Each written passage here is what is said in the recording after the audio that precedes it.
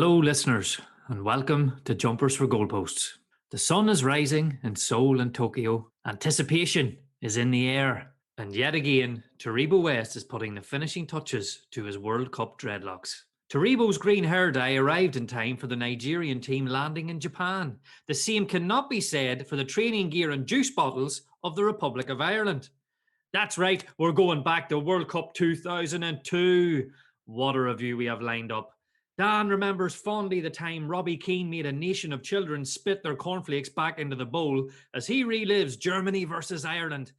Mush the Matchman is live from Shizuoka to see if the three R's, Ronaldo, Rivaldo and Ronaldinho, can send the Three Lions packing, and we have a very special World Cup quiz.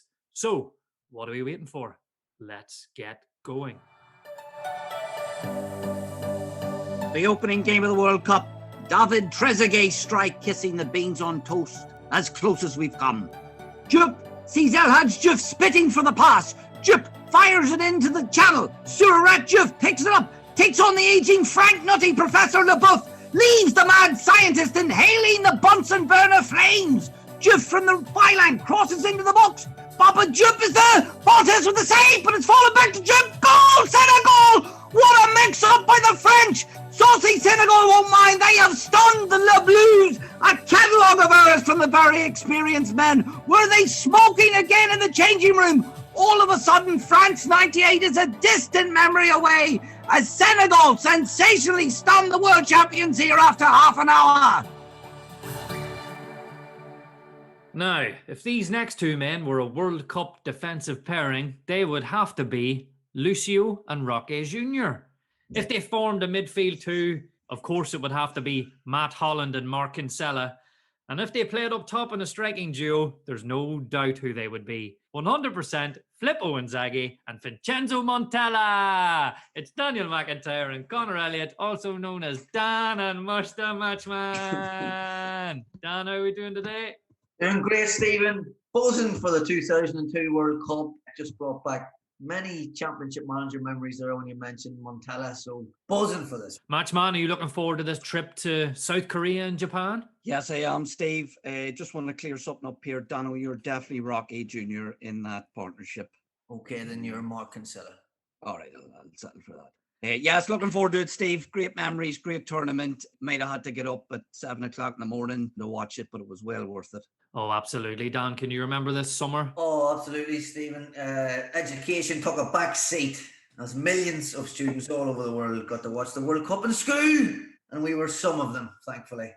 What a time to be alive, to be teenagers watching a World Cup. You know, I'm kind of glad we were teenagers because if we were the age of drinking, like, I don't know if I would have fancied getting on it at 6:30 in the morning. Like by lunchtime, you're done. Like, whole country was cooked, hey, wasn't it?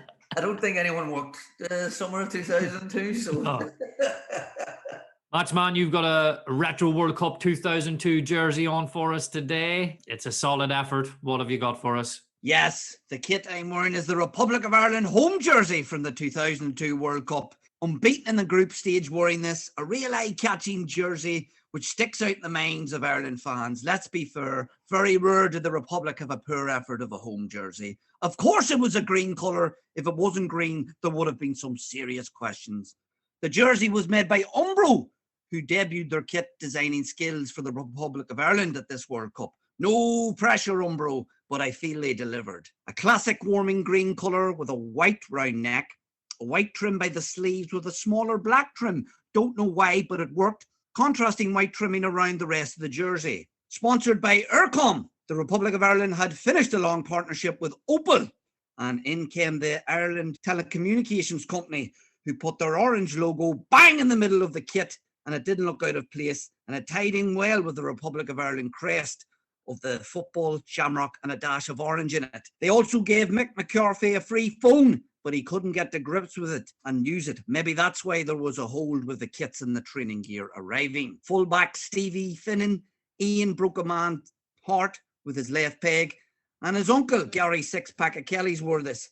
Centre Haas, Kenny, Bob Cunningham, legend Steve Staunton, Richie O.G. Dunn, and a team of Gary Breens. Midfielders Matt Neverland's Holland, Lee, one half of the Mitchell brothers Corsley, Damien Drunken Duffman, Stephen, not Andy Reid, Zinedine Kilban, Roach Jason McAteer, and of course, Roy, I hate everybody apart from Triggs, Keane. Up top, the men they had were Clint the Sprint Morrison, Creek Niall Quinn, and of course, Robbie Keane. Of course, the man picking the fine team to be blessed to wear this kit was Mick McCarthy. The kit I'm wearing is the Republic of Ireland home kit from the 2002 World Cup. I love that wee trim around the collar. It's very, very nice. Dan, you went all out in the last special with a bit of Caribbean flavour. You're not too far off at this one either. What have you got for us? That's right, Steve. I'm not too far off it at all. In fact, it's not even a jersey. It's a vest. Today, I am wearing the Cameroon away kit from the 2002 World Cup. It is white in design with green, red, and yellow trim around the sleeves, cut off as well. Black sleeves had to be added to this classic as FIFA banned Cameroon from wearing the original vest design. 2 badges attached with the lion image on the heart of this shirt to get the Cameroon players pumped. It was worn only once in the 2002 World Cup in Cameroon's 1-1 draw with the Republic of Ireland. Sponsored by Puma, it was worn by the world-class Samuel Eto'o, Target Man Patrick Mboma, Sheffield United madman Patrick Sufo, Joseph Desire, I Need a Job, Eric Jamba Jamba, Looper Lorraine, Uncle Rigobert Song, Mark Vivian Foe, and a man of many careers, Ron Jeremy. Yes, today I am wearing the Cameroon away shirt from the 2002 World Cup. That header from the Battle of Bramallien played in this World Cup. He was in the Cameroon squad. I got the shock of my life when I was researching it and looking for the men that wore it, and there he was, Patrick Sufo. The same season that he lost the plot at Bramallien, he was brought to the World Cup. Cameroon must have been short of players, eh? Big They were short numbers already. Oh, absolute legends in there. A young man, so good. They named him twice, Eric Jamba Jamba. Yes, a legend for any reason other than his playing style. He was brutal, although Mush, the match man, had a deep love affair with Eric Jamba Jamba in his teenage years. He did not, and I don't think he played too much for Cameroon, to be fair. He also had a gambling problem and played in the SPL. Okay, so moving on now, it's time to look at those teams who qualified for Korea, Japan 2002, and also those teams who missed out either via the playoffs or they just completely underachieved in the qualification round. Dan, it's over to you. Thank you, Stephen. And yes, the road to Japan and Korea was an exciting one. Automatically qualifying was defending champions France, who would be the last set of champions to automatically qualify for a World Cup, and dual co-hosts Japan and South Korea. We'll start things off at the European qualifications with the home nations, and Scotland just missing out, finishing third, 2 points behind Belgium in Group 6, topped by the matchman's favourites Croatia. Northern Ireland Wales suffered miserable campaigns, finishing 5th in Groups 3 and 5 respectively.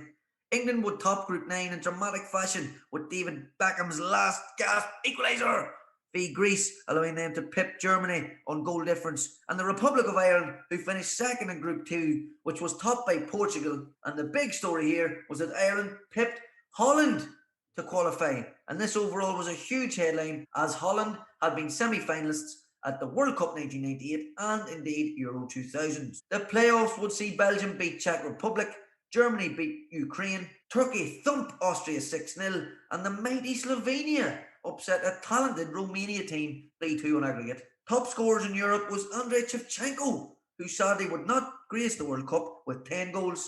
Denmark's Ebbe Sand with 9 goals, 2 men hitting 8, Henrik Larsson and the Portuguese Pauletta. In South America, a talented Argentina team finished top of the qualifying group with surprise package Ecuador finishing second. They were joined by Brazil and Paraguay, which sent 5th place Uruguay into the Intercontinental, where they had defeated Australia, Garay mate, 3-1 on aggregate, led by Alvaro Recoba and Diego Forlan. The saddest sight in South America was Zamorano and Salas' Chilean team finishing rock bottom in 10th place, and Colombia also missing out on goal difference. Top scorers in South America with 9 goals was Ecuador's Delgado and Crespo, and with 8 goals, Rivaldo and Romario. More on that later on. In Africa, seeing the arrival of debut maker Senegal joining usual suspects Tunisia, South Africa Cameroon and Nigeria. Top scorers there was Ivory Coast man Ibrahim Bakayoko, hitting 11 goals but failing to qualify.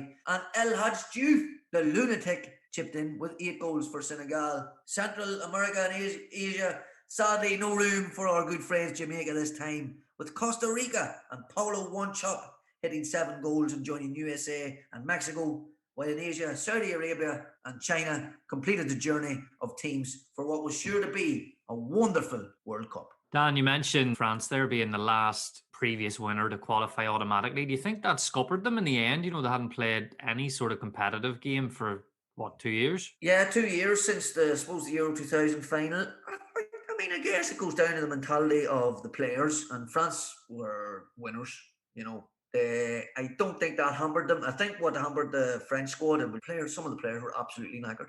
Absolutely knackered. They had some of the world's best players. What, from their seasons or from the humidity? From their seasons. You know, you had Real Madrid and Zidane, their best player in the world, arguably at the time. He got injured, and you know, Henry was absolutely butchered after his double winning season with Arsenal. Perez got injured as well. So there's a lot to talk around France. Matchman gutted to see Jamaica not make it this time, but the Swedes were back, and we know what that means for the matchman. He's looking forward to the camera panning around. Yes, beautiful blonde ladies. Is that all you got to say about the beautiful blondes? That's all I'm going to say, yeah, for the time being. Doesn't want to incriminate himself, that's fine. Hidden from the world, 24 elite players hold a secret tournament with 8 teams and only one rule. The last goal wins.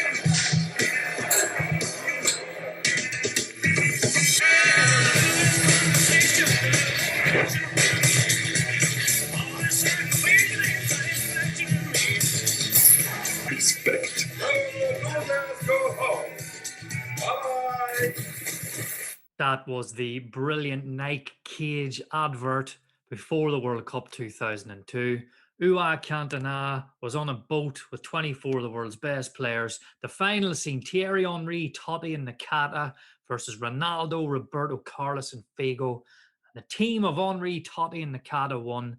When Totti went down to tie his shoelace, Eric dropped the ball into the cage. Henry ran, jumped up on Totti's back and headed the ball over the little Roberto Carlos and into the tiny goals in the cage, which meant that Ronaldo, Roberto Carlos and Figo were chucked off the boat, and the winners were Henry, Francesco Totti and Nakata. What an ad, what a tune. Now, for some reason going into these competitions, there's always these players that are involved in the qualification, they're big stars, and for whatever reason, they don't make the last 23, whether it's through injury, whether it's through personal preference of a manager. The lads now have looked at who should have been going to the World Cup, who should have been in the squad, but for whatever reason didn't make it into the 23. Matchman, who have you went with? Yes, Steve. First up is Steve McManaman, missing out on the England squad. The leader of the Spice Boys, they may have given him a touch about his hair and his cream suit, but he was a terrific player with Liverpool in the 90s and then at Real Madrid, where he scored in a Champions League final with them. McManaman stated he was struggling at the time working out if Ericsson rated him. Well, he found out the answer as Ericsson apparently left a message on McManaman's answering machine to inform him that he was not going to the final World Cup. Granted, question marks over McManaman's attitude and game time leading up to the World Cup, surely McManaman's experience and natural ability would have been a great addition to this squad. There was also reports that him and Fowler were two pranksters and there was only room for one of them on the plane, as Gareth Southgate moaned about them. Dan, I suppose at the time this wasn't so much as a shock, but looking back at it now, like Real Madrid star Roberto Carlos just could not believe that McManaman wasn't going to be playing in the World Cup for England. And when we, this historical problem of England not having any left-sided midfielders, like here was one just born and bred to play in that position. Looking back at it, I cannot believe that Ericsson didn't bring him. He played Owen Hargreaves left midfield. He played Trevor Sinclair left midfield. He brought a young Joe Cole, and he has this man who plays for Real Madrid every week. He's a winner. He's won 2 Champions Leagues in 3 seasons. He played in the qualifying campaign. He played in the last game against Greece. It's baffling and very strange. And England just make these mad decisions. I don't understand who drives it, where it comes from. Mosh has touched there on senior players, the likes of Southgate there. Oh, you can't bring two jokers. Well, why not? Yeah. You know, McManaman, when you think about their midfield, it's Scholes, Butt and Beckham. They were missing Gerrard. Why would you not bring McManaman? There's literally no reason not to bring him. They didn't even treat him with enough respect to tell him why properly. They left him a voicemail, which is just shoddy behaviour. He didn't even have enough in him to sit down with McManaman or a proper phone call, you know. Maybe he was too busy ringing females that day, but... Mosh, who is the second player that should have been there? Yes, the second player is Sergio Canizares. Poor Canizares, the small keeper with the bleach blonde hair and sleeves rolled up, ready to go to war between the sticks for his nation. Really tough luck for Canizares, as he was second fiddle in the 90s, so he was finally Spain's number one and set to be the keeper in Japan and Korea until he dropped a bottle of aftershave on his right peg. Was it Old Spice? Was it Brute? Or was it a link set he got for Christmas? Who knows? Enter rookie Iker Casillas. He would be Spain's number one for about 54 years, and Canizares never got his chance again to shine. Absolutely brutal. Dan, who have you got for us that should have been at the World Cup 2002? Kicking things off with Roberto Baggio, silky striker, started the 2001-2002 season at Brescia in Fine Vettel, scoring 8 goals in his first 9 matches, playing his way back into the Italy squad as well. But then injury struck. He returned later on the season to save Brescia from relegation as captain, but it wasn't enough to convince Giovanni Trapattoni to bring Roberto to the World Cup. It would have been his 4th World Cup in a row as well. Trapattoni plunked for Marco Del Vecchio. Fans wanted Roberto there, and I feel like Trapattoni was standing up for himself a little bit here and said, you know what, I'm not going to be seen as a manager who listens to the fans and the media pressure, and I'm going to leave Roberto at home. And when you look at the problems Italy had, they underperformed at the World Cup, and they really could have done with a touch of Baggio there, in my opinion. What the hell is he doing playing for Brescia? Aye, they got him. He was just looking to play every week. Obviously, players go through different things. You know, you come up with the club that sort of produces you. You want to stay loyal to them. Then you'll move on maybe to clubs that win trophies like Baggio did. He played for the 2 Milans. He played for Juventus. Near the end of your career, you literally just want to play him. And, you know, he was a hero at Brescia. It's a cracking jersey, by the way. If you ever look up the Brescia jersey. Oh, is it? It's class. A real shame. And who's your second heartbreak for us? Oh, well, I touched on him on the qualification campaign, and it's Romario, and I couldn't believe it. It's not so much, it's a bit of a heartbreak, but he is a party animal. So he scores 8 goals in qualifying for Brazil. He gets picked for the 2001 Copa America, but he withdraws through injury. Right. But he wasn't injured. He went on holiday, and then he came back and played a couple of friendlies for Vasco da Gama for the crack. Instead of going to Copa America, he went on TV again, much like he did in 1998 for a public plea because he knew that people loved him. But Big Phil would not waver. Senior players such as Emerson and Cafu went to Phil Scolari and said, look, we don't want him back. And that was the end of that. Big mistake on Romario's part. Yeah. Pulling out of the Copa America to go on holiday. You know, He signed his own death warrant there, didn't he? He just, and that Brazil team was full of winners. You know, they weren't going to suffer any fools, and despite his record and all the rest of it, you know, there was always going to be another good player to take his place. We could have had 4 hours. Completely different dynamic though if he's in there, right? Like who plays? They were already gung-ho, but it would have just been, that would have been unbelievable. I don't even know what system you play, hey? But it would have been class. 4-2-4 maybe. It would have been with Carlos and Cafu, party or back 4. Oh, it would have been brilliant. But it would have been I back Scolari on this one. Yeah, I think he had no choice. Mosh, it could have been the 5 hours actually, because of obviously Roque Junior's an hour. Yes, the World Cup winning thief. I'd say Romario may have been a better centre half than Roque Junior. Don't get me started. Big Brucey's bedtime bath, nice and warm, full of suds, a scented candle, a rubber duck. In the bath, Brucey don't give up dreams of passes to be. Dreams of passes to be. Okay, Dan, I've got the story ready. Can you just check that Brucey's already in his bath? Steve, I'm sorry to disturb you in the bath. I know you jumped in early this evening. I've got Roy at the door and he's got Triggs with him and he's absolutely filthy. So Roy has asked if Triggs can join you in the bath tonight. I'm not going to say no to Roy, so in he comes. Jump in there, Triggs. Good boy. Brucey will scrub you down and maybe you can give Brucey a wee rub as well. Good man. Enjoy, Brucey. Okay, Brucey. This week's story is by Roy Keane. On Thursday morning, I got a call from Tom Humphreys at about 7:45 and the Irish Times was about to print. The article appeared on Thursday morning. It expressed exactly what I felt. I believe people at home had a right to know the truth. We were told there was a team meeting at 7:30. I knew damn well what it was about. Tom's article. As we were finishing dinner, the hotel band started playing. Steve Finnan was sitting beside me. I asked him how his ankle was.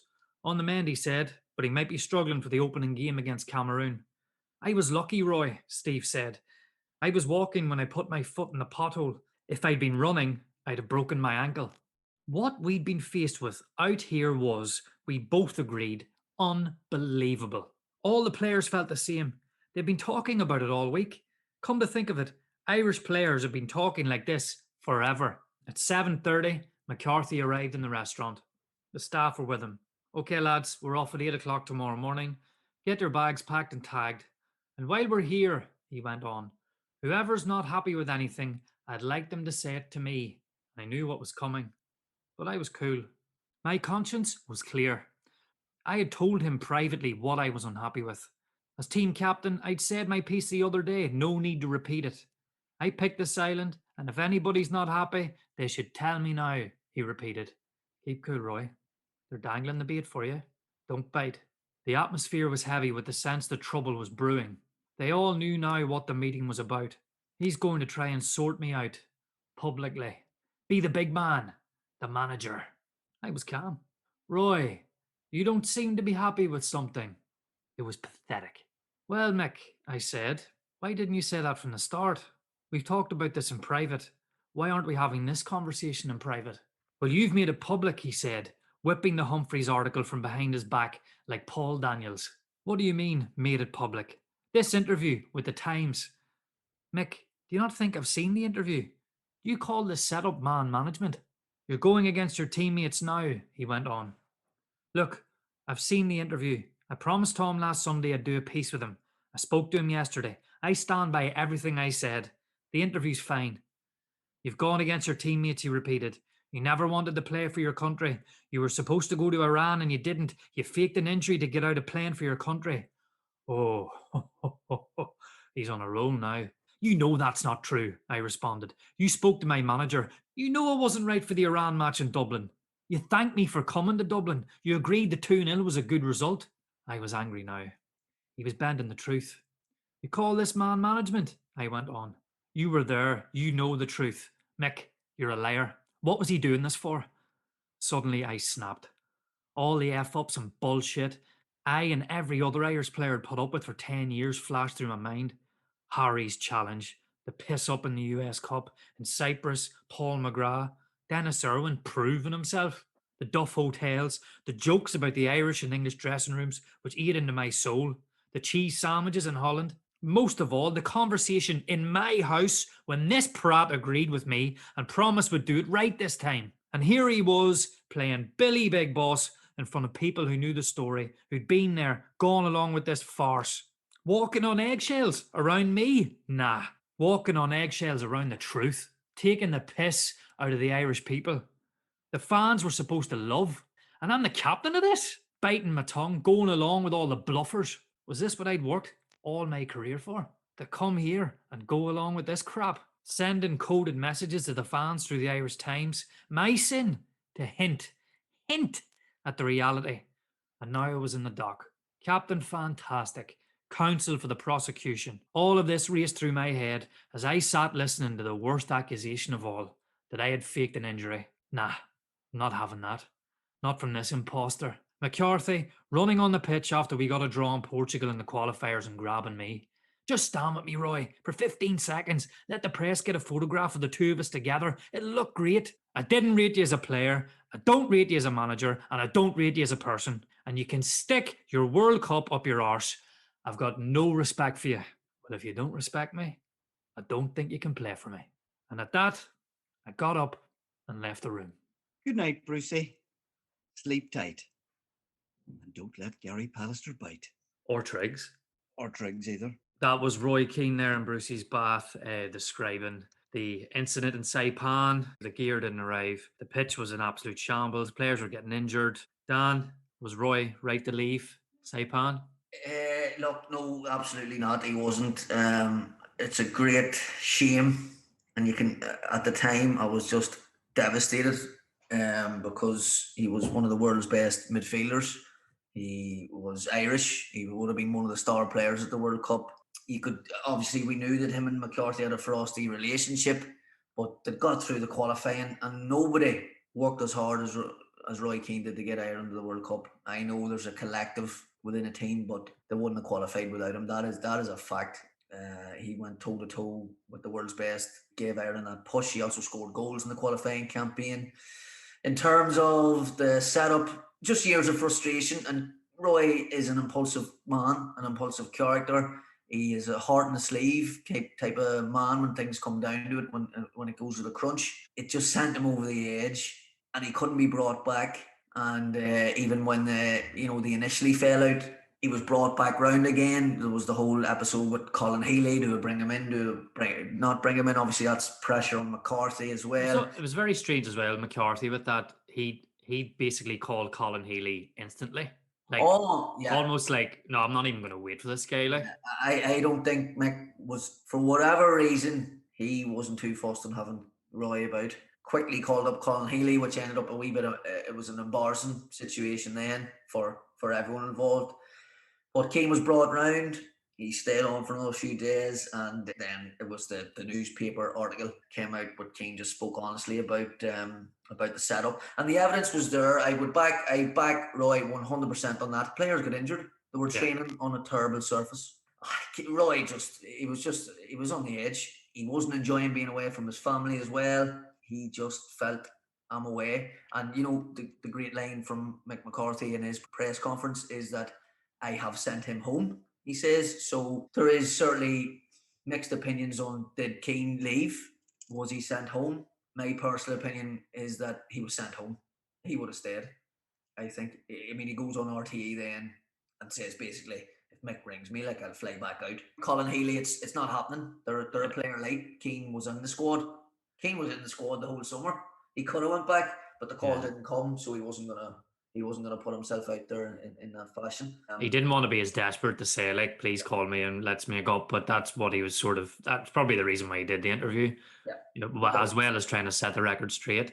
Matchman, the RT interviewer, quite rightly, went all Maud Flanders on Keane and said, will somebody please think of the children here, Roy? There's hundreds of thousands, if not millions of Irish children all over the world who you're their hero and you've let them down. Yeah, well, I think everyone blames Roy Keane for this here, but there's a lot deeper issues between him and McCarthy. I think the FAA have to hold their hands up. They're responsible for a lot. Those training facilities, where was all the gear and that? Roy Keane is an absolute leader, a hero, and it was sad to see him walk away. But I think at that time he had probably no option when he doesn't get his managers back in. But I can just remember it on the TV breaking. And there was Roy Keane at home actually walking the dog. You look back on the Republic of Ireland squad, they recovered initially in the group stage, but could you imagine if Keane was there for the last in extra time against Spain? Yeah, he probably would have took them over the line. It's sad looking back at it, but I don't completely blame Keane for everything. He stood for his values. Roy Keane's his own man. Dan, what do you think of McCarthy's man management in this whole situation? Calling the meeting, which Keane knew it was a trap, and he rightly said I fell for the trap. Particularly when McCarthy goated him and said, you faked an injury against and didn't play in that Iran game, and that was the straw that broke the camel's back. Really, what is McCarthy doing here? This is the captain of the country, and he's calling this dinner meeting, whatever it is. He's got the article hidden behind his back. He has a real lack of maturity. And Mick, obviously a young manager at the time, to be fair, it was only his second job, the Republic of Ireland job. Poor advice from his background team. I don't know how he thought this was going to go. It was only going to go one way. Maybe he wanted it to go south. Maybe he wanted it to go downhill. Doesn't it say everything that the press conference was held immediately after that? Like it was already set up? Already set up. He knew he was going to grind Keane's gears, in my opinion. And Roy can't hold his tongue. And that's not a bad thing. He sticks up for himself. Roy Keane, people can say what they want, but, he doesn't need lessons in being Irish. Like, he is Irish. He's the captain of his country. He's the country's best player. He will stand up for himself. To accuse a man who had played through pain for years, who had suffered a career-ending injury, to accuse him of faking an injury, it's the biggest insult you could give him, apart from possibly insulting his family. You just do not go there. Keane had taken injections to play against Iran in the first leg, when he was encouraged not to by his club. He went against his club to play in that. And that is the biggest insult that he could have been given. And I think Mick McCarthy knew that, and he knew how to play it in front of the players too. It was a very young Ireland squad, and the senior players were Mick's teammates as well. So he'd nobody backing him. I'm not going to say he didn't have any support, but he certainly had nobody backing him. I mean, he even has to get Manchester United to fly him home. I mean, that's how much of a farce the FAA were at the time.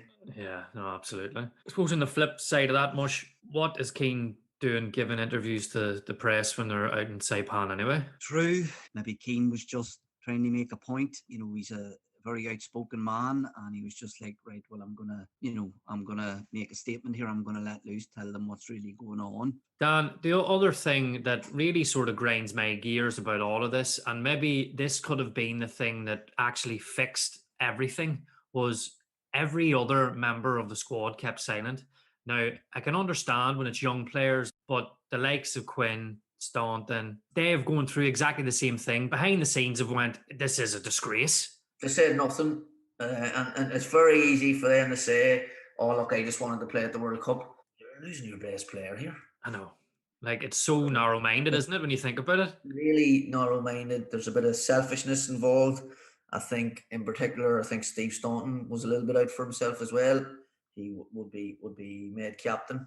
Niall Quinn, I think, maybe a little bit of shock with Niall Quinn. He's fairly articulate, that he's a smart man. And then there was Alan Kelly in the backroom team. And as you say, I mean, Finn and a few others who got injured, they should have probably stood up and supported Keane as well. I think the whole thing caught the squad off guard. The squad didn't even have time to compute what was going on. Maybe. It just happened so fast. Like, he was gone. He just had no backup at all, no support. The more I'm talking about it here, he was really hung out to dry. It's a great shame, really. It's a shame for Mick McCarthy, who was sacked a few months later. It's a shame for Roy Keane, who missed out on a World Cup in his prime, despite playing in 1994. It's a shame for the FAI. It's a shame for the fans. There was no winners here. Again, I think it's important. If people look at the facts. People need the facts. The bottom line, run about management, dealing with players.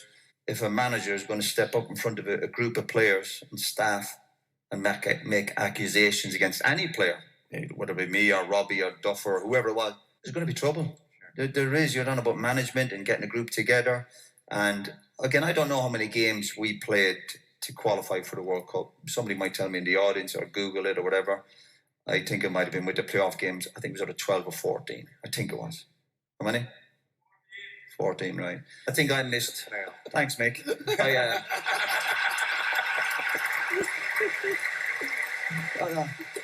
I think I missed one match. I think I did. Somebody might put. I think I missed one match. And then on the eve of the World Cup, there's a meeting with all the players. Don't forget the kit and all that. That was all sorted out. I'm sick of repeating myself with all that stuff. That bit. And you're sitting with a group of players. You're flying on the next day to your official train, and there's a meeting called in front of everybody. And there's accusations made against me about missing one game in the whole campaign. What are you expecting? No, totally. It's such a loss for you to give up on that World Cup. Does any part of you ever think, oh, we should have played that World Cup and then just got the hell out of there? There's a situation that I wish hadn't kind of panned out that way, of course. But again, I know it takes two to tango, and I have to look at my own part, of course. But I just think, well, again, I honestly, but like the United stuff, what was I supposed to say? I missed one game, and the medical staff were involved, and making this accusation against me in front, but even if you again pulled me 1-1, and this was on the eve of the World Cup, it wasn't 3 months earlier or 3 months later. We're flying out tomorrow, you put in front of all the group. Please tell me, whatever, there's people in there who run businesses. I'd love to think, what do you think was going to happen when you make accusations against, I suppose, a character like me? Would it be a senior player, forget about the captaincy. I think if I was sitting there and Mick stood up and made accusations against any of the other players, I'd be going, oh, where are you going with this? So, yeah, no, I don't. That doesn't keep me awake.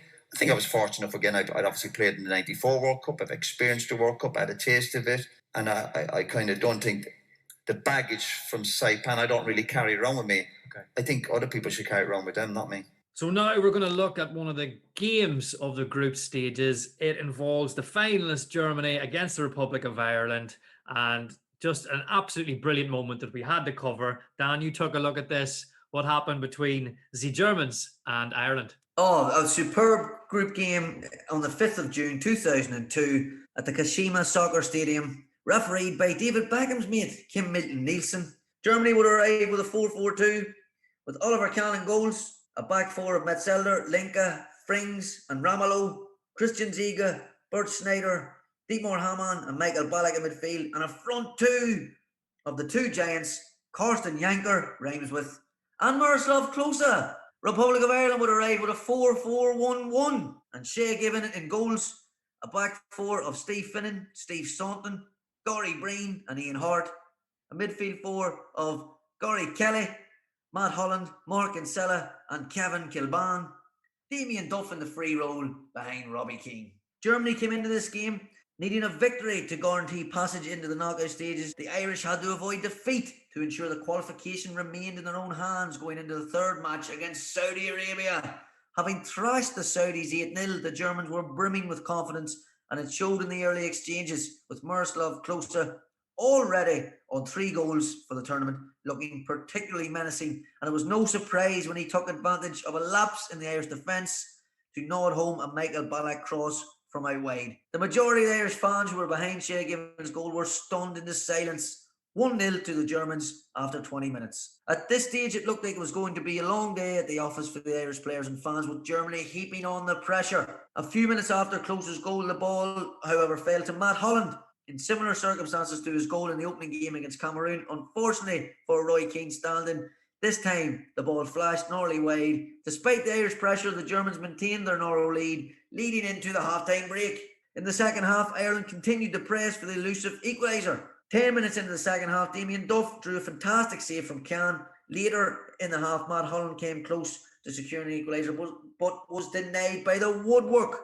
The Germans also had their moments in the second half, with Shea Given pulling off a great save from Michael Ballack and Karsten Janker, rhymes with you know what. In the 74th minute, the Republic of Ireland manager Mick McCarthy withdrew the uncle and nephew combination of Gary Kelly and Ian Hart, and in their place he brought on the inexperienced Stephen Reid and veteran striker Niall Creep Quinn. Damien Duff moved into a wider position to attack the German defence. As the match entered into injury time, it appeared that the efforts of the Irish would fall fruitless.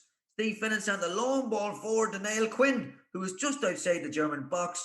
Quinn typically nodded down a pass, I'm going to call this a pass rather than a knock-on, into the path of onrushing Robbie Keane. Somehow Keane was able to wrap his right foot around the ball to get his shot away and squeeze the ball between Cahn's fingertips and the post.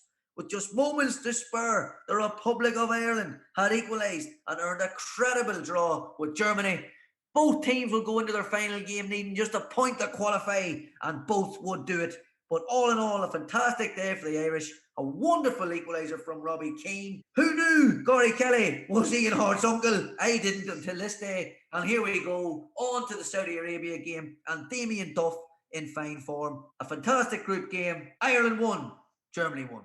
Matchman, it was definitely a knock-on by Quinn. Like, there's no way that was a pass. I don't care if it's a pass or a knock-on. Robbie Keane put it in the back of the net. It was in room 3, the history room in St. Joseph College, under the guidance of Mr. Burns, no, not Monty Burns, and Mr. Gibson, God rest his soul, and we just erupted. Tables everywhere, posters of the famine ripped down. It was just a great memory. So, you know, watching the World Cup in school, and this is probably one of the best World Cup moments, definitely, for me as a fan. We were the same. Watched it in Tommy Sheridan's English class. God rest his soul. Was it the TV was one of those big black ones that you just roll in? Yes, Big you roll in, square roll black out. one. Oh yeah, no plasma TVs back then. It was on wheels. It's like something from Robot Wars. In terms of this game, then Ireland given as good as they got here against the Germans. Without a doubt, Ireland had some talented players. They really went for it. Like Damien Duff when they moved him out wide, Kilban as well too. But they actually had a lot of the possession. Germany didn't really look like they wanted to get a second goal, and Ireland had a lot of the ball in the second half, and they got the rewards deep into injury times. But is that the only goal that Can conceded in the It in the was tournament until the final? Yep. That's unbelievable. Like at that level, isn't it?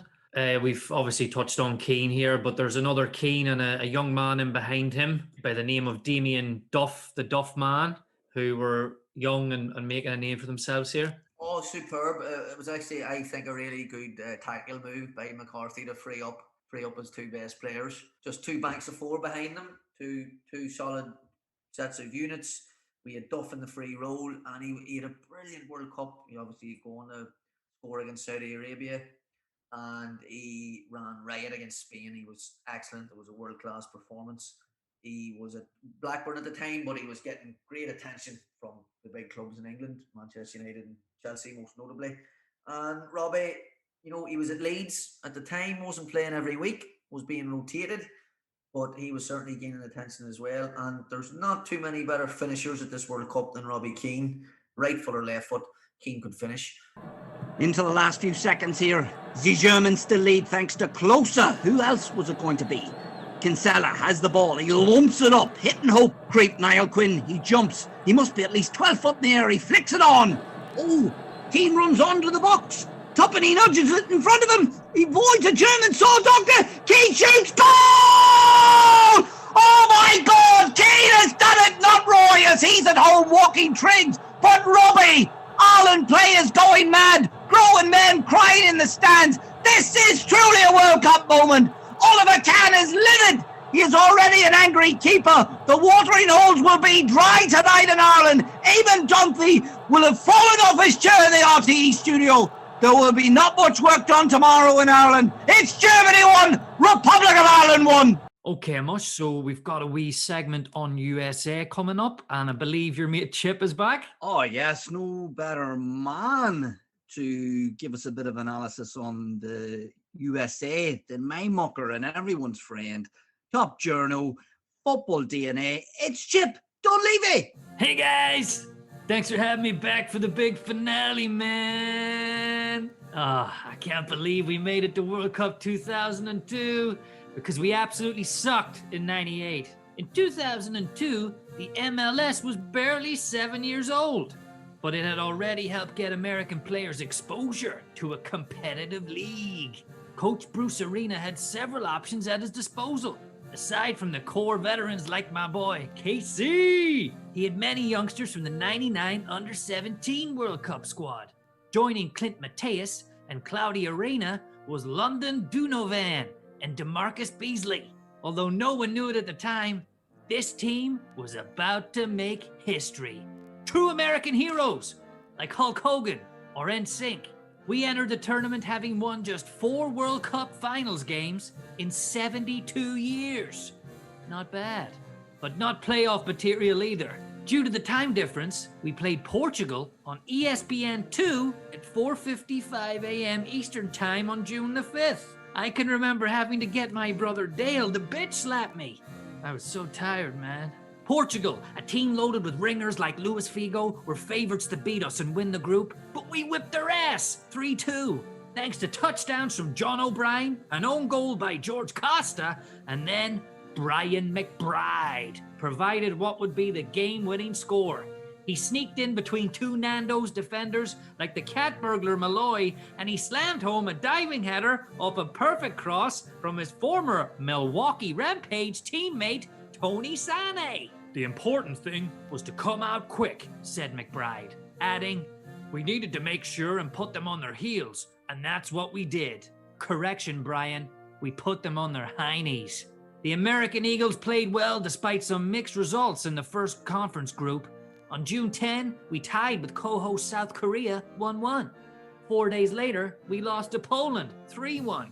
No matter, we finished second in Group D and clinched a spot in the playoffs, where we faced our close rivals, the Latino Heat, Mexico. Not even Speedy Gonzalez himself could have stopped the US steam train. McBride's goal after just 8 minutes and another from Dunovan helped us cruise to a 2-0 win.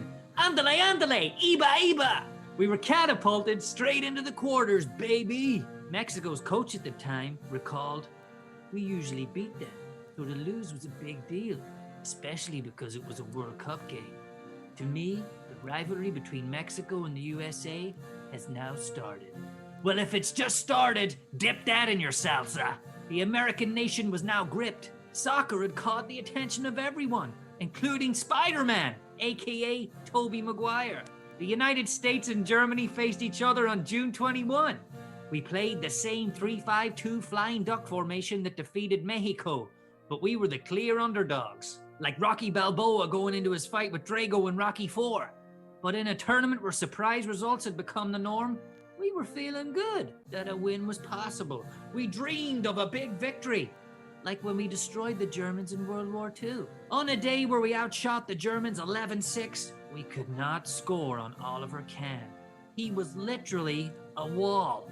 At the other end of the field, a Michael Ball-Ache header in the 39th minute was all the Germans needed to win the game 1-0. Controversy was also a big part of this matchup. We were the victims for once, people. In the second quarter, a strike bounced off Kahn and hit the left arm of defender Torsten Fringe, who was standing on the goal line. The ball nearly crossed the line before Kahn grabbed it. Scottish referee Hugh Dallas didn't whistle for an illegal. It should have been a penalty kick, as it was a clear handball. This isn't baseball or basketball, guys. Come on! Goddamn Scots having too much bootleg liquor! Sorry, I lost my cool there. I haven't had my Fruity Pebbles today yet. When Dallas did finally blow his whistle to end the game, the American players collapsed to the ground, with the crowd chanting, "USA! USA!" At the end of the match, the players walked off the field with their heads held high. This time, they had advanced to the quarterfinals and showed the world they were no doormat, but rather a team that could get results at a major soccer competition. First the world, next the universe. I'm Chip Dunleavy. Back to you in the studio, Simon. Matchman, I've asked you this 1,000 times, but my memory deserts me. Where, how, and when did you meet Chip Dunleavy? I met him at a bus station. We were getting a bus to I was getting a bus to a Scooter concert. I was on my own. A few of the lads had dropped out, and there came on this fella wearing one of those, you'd see these patriotic Americans wearing the red, white, and blue shirt with the stars, looked like he's from Texas. This boy comes on, big cowboy hat and all, and there's me just with a Kappa tracksuit top on and thinking, what the hell, where's this boy going? And then he sat down in front of me and he says, "Do you want a tin?" And he says, "What's a tin, man?" And just got going from there, you know. And he thought, I says, "Do you want a tin of harp?" He thought I was going to actually whop out the musical instrument harp. But as we got to know Chip, I did dodge him though at the Scooter concert because I had enough on the bus journey up. That's brilliant, mate. A very logical explanation.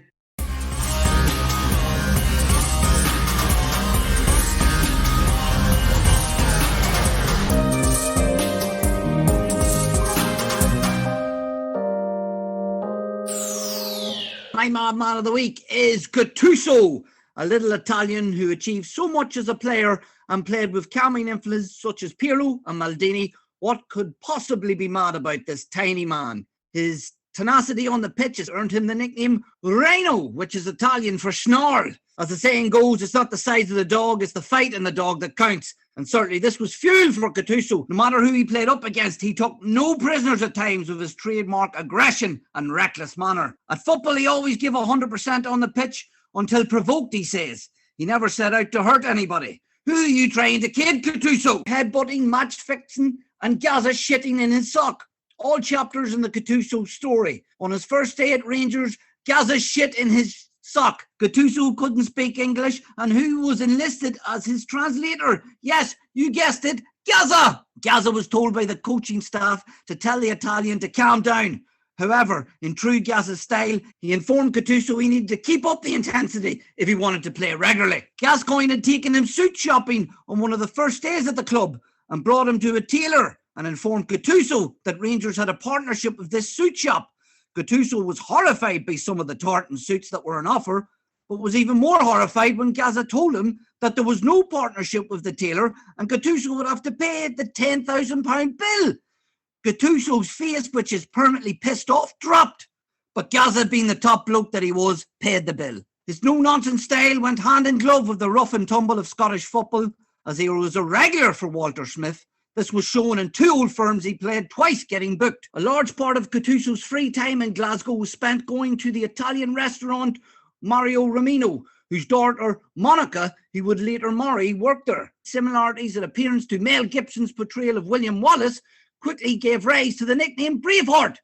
But just as Gattuso was looking freedom from playing right back under Dick Advocaat, he was shipped back to Italy. A great time at AC Milan for Gattuso. He didn't half piss people off, especially opposition. He only notched up 78 yellow cards and 2 red cards in 13 years at AC Milan, which I find very strange. Either way, he was very cute about his antics or the more dodgy dealings of referees in Serie A. Gattuso seemed to get really pissed off, especially in the Champions League, where he was sent off in the second half of injury time after slapping Ajax striker Zlatan Ibrahimovic in the face with the back of his hand. His temper caused him further problems at the final whistle of Milan's 3-2 defeat to Schalke in the Champions League, as Gattuso was seen seeking out Christian Poulsen, a Liverpool legend. And then Milan's Champions League tie against Tottenham Hotspur, Gattuso pushed Spurs coach Joe Jordan away by the throat during an incident on the sideline. Jordan, a hardy nut himself, was seen exchanging words with Gattuso. Gattuso headbutted him after another exchange of words. Gattuso was then suspended for 5 Champions League matches. He was suspended at 2 international tournaments after picking up 2 yellow cards in 2 games. Control yourself, Gattuso. After he won the 2006 World Cup final, which had the mad Zidane versus Materazzi bout, he was seen running around the pitch celebrating in his underwear. UEFA had to tell him to put some frickin' clothes on. Gattuso had a touch of double vision in a game where he ran into Nesta, claiming he didn't see him, and he could see 4 Zlatans on the pitch, who now was his teammate after being slapped a few years earlier by Gattuso. His name was dragged into an investigation about a betting ring in the 2010-11 season. He dramatically promised to kill himself if found guilty. Despite Gattuso being a rat on the pitch, he still has an honour list which includes 468 appearances for AC Milan, where he's in their Hall of Fame. He won 2 Serie A titles, 2 Coppa Italias, 2 Champions Leagues, 73 caps for his country, where he notched 1 goal against England and won the World Cup. And life after football, Gattuso opened a fish shop in his hometown, and word has it he personally batters each fish. He now has entered the world of management, and by God, help them players. My man of the week is Gattuso. No love lost between these old foes. Scholes sees a candle in the wing. He pings it to Rocketman Owen into the box. Takes a touch. Checks it past Pochettino. Pokemon Postman Pad. Penalty! Owen hits the deck under Pochettino's challenge. Owen may have fell over Poch's Rapunzel her. It's Beckham. The skipper steadies himself. He shuts the newspaper headlines out of his mind. He steps up. Straight down the middle, England lead! Beckham celebrates with his fellow 3 Lions. Take that, English tabloids. Take that, certain fans who hurled abuse at me 4 years ago. Take that, Argentina. Take that, Maradona for 86. And take that, Gary Barlow. It's England 1, Argentina 0. Those against the Wolves. This week's Balls Against the Wall quiz is sponsored by the ball that Ume Davala viciously struck Rivaldo with during Turkey's group game against Brazil. This ball was stolen by mad Turkish goalkeeper Rushdu Rakbar, who now does keepy-uppies with it every day in his front garden. Oh, what a ball. Yes, welcome to the Balls Against the Wall quiz, the quiz where I pit Dan against Mush to see who has the best football knowledge. It's 6-4 to Dan going into this World Cup special. Lads, before we do anything, we are honoured to have a man who didn't go to the World Cup, but he doesn't care. It's Ua Cantona. He's back. Well, Eric, did you get up at the early hours of the morning to watch some of these World Cup games? Only accidents, crimes, wars will still kill us. But unfortunately, crimes and wars will multiply. I love football. Thank you. Ah, good stuff. Good stuff. Good to hear, Eric. Lads, we need your player buzzers. And this week it is any player who played at World Cup 2002. Dan, who are you going for? Cafu! Matchman, who have you went with? Neufel! This week we are playing for the number 2 in the charts, right at the end of June, so middle of the World Cup. And that was the logical song by Thomas Scooter, the producer, Kushak. Oh, what a tune! Gonna need this. It's a thumper. You will know when the quiz is over when you hear this noise. Absolute load of nonsense. Absolute load of nonsense. Question 1. Who was voted best young player at World Cup 2002? Neufel! Mush. Landon Donovan? Landon Donovan is correct. Name any of the 3 Spherics, the official World Cup mascots. Cafu! Yes, Dan. Miyagi. I want a clue. No, Miyagi is not one of them. Matchman. Mr. Spockle? Surely that's 2 out of the 3. I might just give you a point. I'm going to give you a point each for those answers. They're not the right answers. It was either Ato, Kaz, or Nick. Who wore the number 15 for Brazil? Cafu! Yes, Dan. Cleberson. He did. Oh, what a shout, Dano! Correct. Number 15, the age of his wife. Yeah, that's also true. Who scored Denmark's second in their 2-0 win over France? Cafu. Yes, Dan. Ebesand. Incorrect. Mush John Dahl Tomlinson? is correct. Oh, a fine striker. Which ex-Premier League manager played at the back for Argentina? Cafu. Oh. Yes, Dan. Pochettino. Pochettino and his Rapunzel hairdo wore at the back. Very Spursy performance against England from him. How many points did France have by the end of the group stage? Neufel? That was Mush. 1? 1 is correct. Yeah. Unbelievable. Her tournament. Who did Turkey beat in the last 16? Cafu. Yes, Dan. Ah, God. Oh, pass. I went blank. Goodness me, I had it. Matchman? Japan? Japan is correct. Who wore the number 2 shirt for England? Cafu. Yes, Dan. Donny Mills. He did. No! It doesn't sound right. Who managed Germany at the tournament? Neufel? Yes, Mush. Rudi Voller? Rudy Voller did. Who was Germany's sub-goalkeeper? Neufel? Cafu. Yes, Mush. Angry Jans Lehmann? It was angry Jens Lehmann. Ronaldo won the Golden Boot. But how many goals did he score? Cafu. Yes, Dan. 8. 8 is correct. Absolute load of nonsense. Absolute load of nonsense. Okay, lads. We are going over to Eric with the scores. What are the scores, Eric? Daniel. 6. Connor. 6. Oh, it's a draw, lads. It's a draw. I thought that was close, all right. It's 6-all, so we're going to have a little decider here. Oh, my God knows what you have. The decider is we are looking for, lads, any player who was named in the 23 for the France World Cup squad for 2002. Dan, it is over to you first. Fabien Barthez. Barthez is correct. Thierry Henry? Thierry is correct. Frank Leboeuf. It's correct. He shouldn't have been there, but it's correct. Saggy Willie? Willie Sagnol? Willie Sagnol is correct. Lizarazu. Lizarazu is correct. Thuram? Thuram is in there. Desai. Marcel is also in there. Djokovic? You're going with Yuri Djorkaeff, are you? Mm-hmm. He wore the number 6. Vincent Candela. Can't believe you just went with that, Dan. But yes, he is in there. Headbanger Gibriel Cisse. Unbelievably, he is in there. I knew he was there. And Anelka sitting at home. David Trezeguet. David or David for those French speakers is in there. Tweety Bird Michael Silvestri. Oh, good shout. Michael is there. Patrick Vieira. Paddy V was there. Claude Makalele. Claude Makalele. Still at Madrid at this stage, I think. And he was there, number 7. Zinedine Zidane. Zizou was injured, but he was there. He had a stint at Fulham. Your boy Christian Val at the back. What a shout, Mush. Christian Val was in there, yeah. The ponytail wonder, Emmanuel, named after a famous film. Petit. Emmanuel Petit is correct, Dan. Wiltord? Oh. Sylvain Wiltord is correct. Oh, this is getting sticky. This is how many's that now? I'm bound to be down to the bones. 18 years have got. Oh, jeez. I'm going to go with Christophe Dugarry. That waster was in there, yeah. Oh! I'm going to go with the keeper. Okay. And I think he was in the French squad for a long time. Coupé. Gregory Coupé was in there. Yeah! Johan Miku.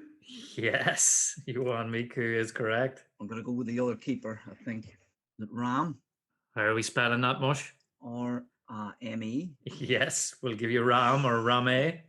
Rame. That's 22. So, Dan, it's back to you for the last man. Torn between a couple. There's a couple of retro men. One at Parma, one at... Might have been at Middlesbrough then. I don't know. Bogosian. I can't believe you've got that. That is correct.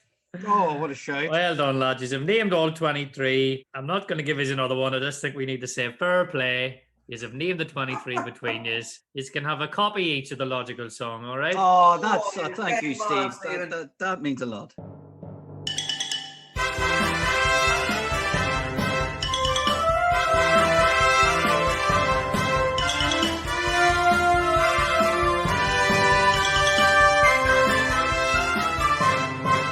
My maverick of the week is the wonderful Raul. Yes, the Spanish striker who stole the hearts of millions of football fans around the world. His early career began at San Cristobal de Los Angeles.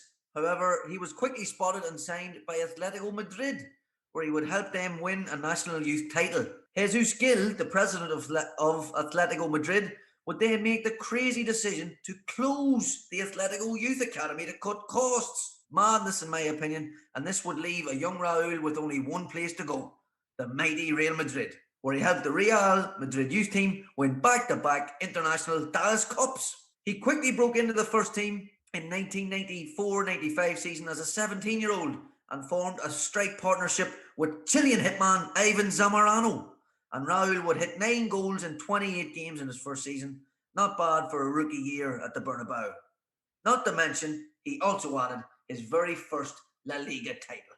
Raul improved his goal tally in 1996, hitting 26 goals in all competitions, and would add another La Liga in 1996-97 under the disciplinarian and postman Pat lookalike Fabio Capello, with the Spaniard banging in 22 goals, despite what people perceived as a negative and defensive Real Madrid team. We all know, however, that Madrid's main objective is winning the Champions League, and Raul helped them achieve this in 1997-1998 as they beat the wonderful Juventus 1-0 in the final, where Raul played alongside Christian Carambeu, Mucci Panucci, Hierro, Redondo, Roberto Carlos, Mijatovic, Savio, Seedorf, Morientes and Captain Sanchez.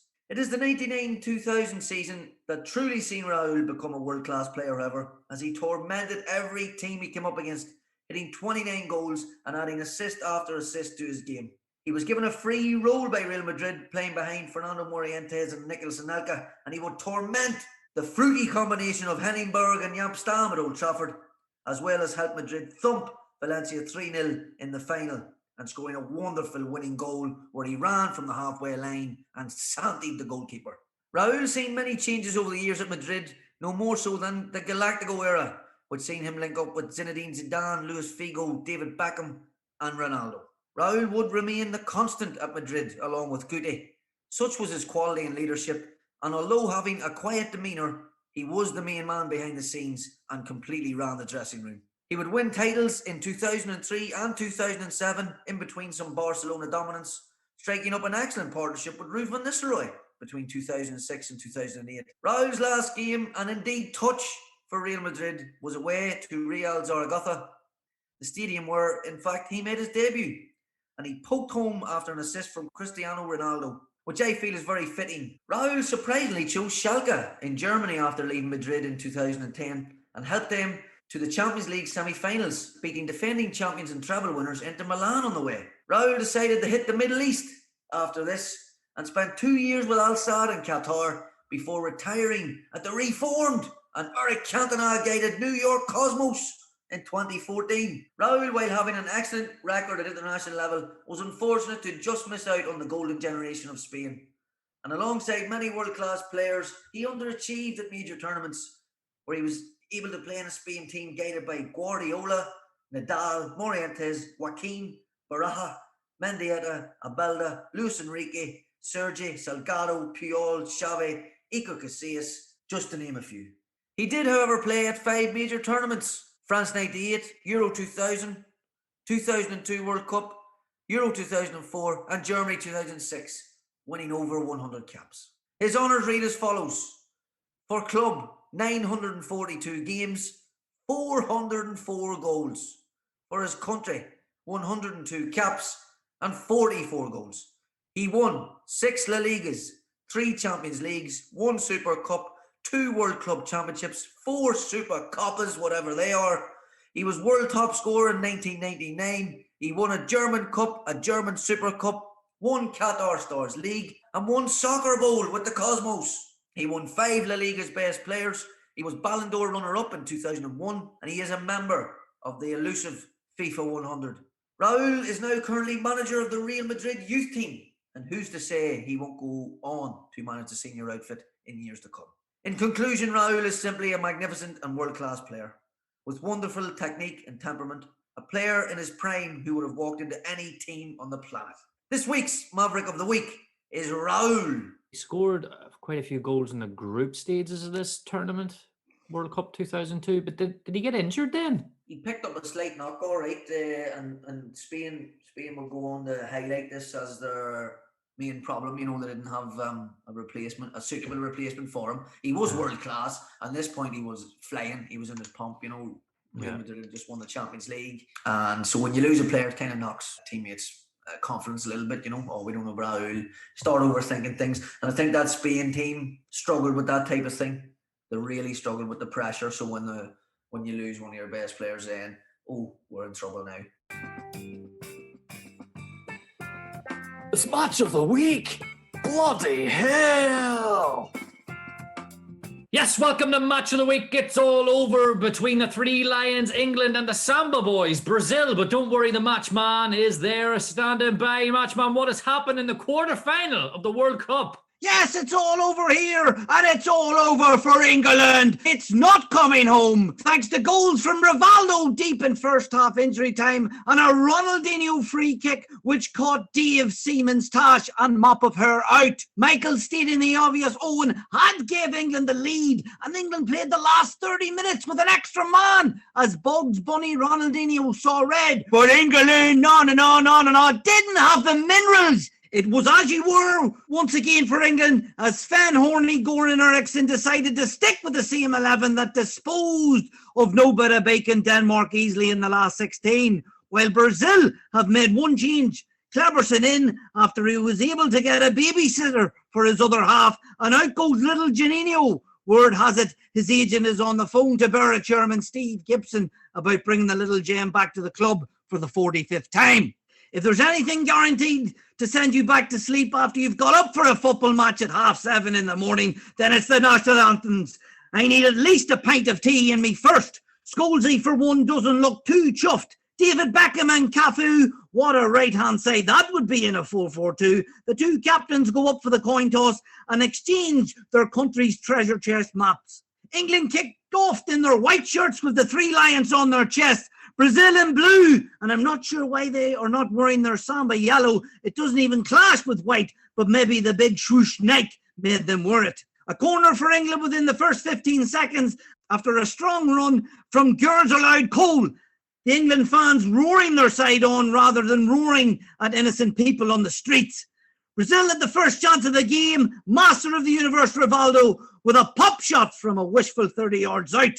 And wide, no trouble for Seaman. Scholes was about 3 minutes late on Ronaldinho. They don't call him the Ginger Ninja for no reason. Brazil are awarded a free kick. They fanny about with a ridiculous 3-touch setup, which nearly goes pear-shaped, but a livid Roberto Carlos steams in, and his shot is deflected for a corner, which was cleared by Soulman Campbell. Soulman was England's best player as he snuffed out numerous attacks early on. Lucio tried some ridiculous attempt at a backheel clearance. It spanked off his shin, and Owen picked the ball up. He chips the ball cleanly over the advancing Marcos and into the net. England lead Brazil. A scare for England as Beckham is carried off in a stretcher. Maybe he's just wanting some attention because he ran back on soon after.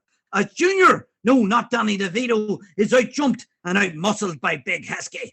Brazil had plenty of the ball at this stage, but they couldn't find a way past a packed England defence. But just as England were about to see this half out, Bugs Bunny Ronaldinho set off on one of his trademark dribbles. Beckham, Scholes tried to hack him down, but both failed, not like Scholes to miss a challenge. Ronaldinho still travelling with the ball. Bugs then found Skeletor Rivaldo in the box, whose first-time finish past sex symbol Seaman gives Brazil an equaliser deep into added time. Why didn't England just hack Ronaldinho down and take one for the team? Half-time, 1-1. No changes made in the second half. It started with Cleberson, who had to ring the babysitter at half-time, pulling Girls Aloud Cole out of position a few times. Scholes give away a free kick. England's 9th foul of the day, and I think the Nugget has 7 of them. The free was on the right, 35 yards out. Bugs Ronaldinho sends in a high ball, which sails over the wandering seaman's midlife crisis head and into the corner of the net. Maybe his ponytail flapped in his eyes, not totally sure if Ronaldinho meant it.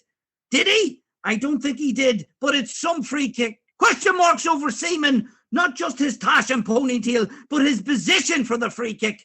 He completely mistimed the flight of the ball and has been lobbed. And Dave, standing a few yards away from his goal line, flashbacks for Seaman when he was lobbed from the halfway line by Naeem. Brazil lead 2-1. And what a start to the second half of the Samba boys. Sven Horny Goran Eriksson takes off Sinclair. No, not the OG King Frank, but his nephew Trevor, and he brings on Dyer, a very skillful talent when he's not injured, listeners. Then there was hope for England. Ronaldinho was sent off. He was a bit late on Shiny Nut Mills, and he lands on Mills with his stud showing. In the follow-through from where the ref stood, it looks like he then elbows Mills as he falls. There was no contact. A harsh red maybe from the Mexican ref, Ramos Riso. That's a great cage fighter name. Beckham then tried to lead his team back from the brink by taking a dive in the Brazilian box. A 5.6 rating for David. Becks could have stayed on his feet and took a pop at goal. Brazil shut up shop. Never thought I'd say that. R9 Ronaldo was off, and in comes Edmilson.